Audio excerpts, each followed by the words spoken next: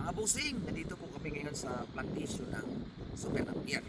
At may tatanungin po ako dito ngayon, siya po yung nakatanim dito. Yun po yung isa, nag-aararo po mga busing. May mga nagsabi din po kasi sa akin na yung Paksong Napier at saka yung Super Napier, same lang daw po. Pero base po sa akin nakikita, dahil may tanim din po ako mga ganyan, Paksong at saka Super po mga busing. Magkaiba po ang Paksong Napier at saka yung Super Napier. Papatunayan natin ito ngayon busing kung magkapareha ba o hindi. Hindi nakakapag-Tagalog kami, Manita. Kaya lang? Kahit ano. Oo. Diba? Kahit ano. Oo, kaya daw. Pwede walay? Ay!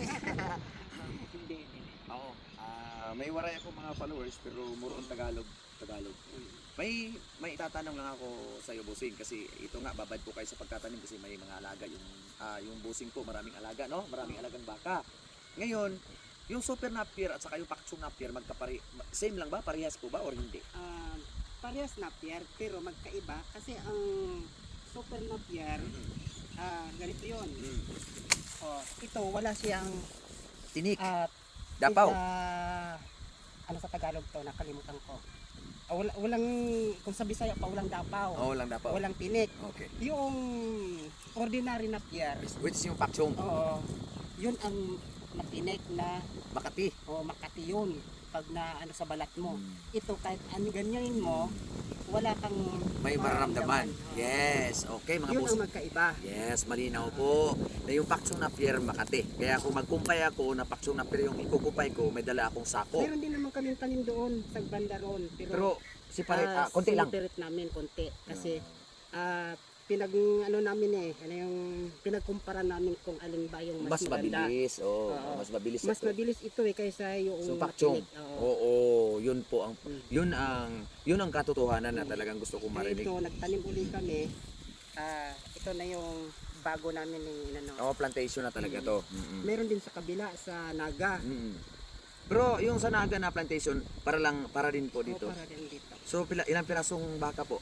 Bali, 6 yan. Pang-7 na yung maliit. Oh, itong pirasong baka, tapos gaano ito kalaki kuya, mga sobra isang hektarya? 1.8 dito. Oh, 1 point, Tinamyan. tinaniman. 1 Tapos point, yung doon sa kabila, ano yun? Higit 2 yun. oh, mahigit 2. Pero ito nga, no, dahil hindi sulit yung pagkatubo, parang kahit makikita natin na, ayan nga, marami po, pero hindi po pala sapat yan sa 7 Oo. pirasong baka.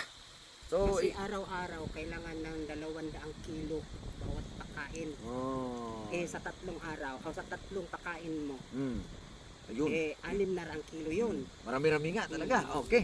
So, kailangan magtanim ng marami. Oo. Okay. So, yan po mga busing, ang point of view dito is pag, yung itatanim natin, pag mayroon tayong mga alagang baka, ang itatanim mo natin ay yung Super Napier. Base po sa kay Kuya, mas mabilis po siyang dadami kumpara do sa Paksong Napier. Yung Paksong Napier po, sabi ni Kuya, same lang din na Napier po yung isa, Makati, yung Paksong Napier. Saka mahina ang tubo nun. Mahina ang tubo. Nagtatanim din po sila pero ginagawa lang nilang experiment kung saan po yung pinakamabilis.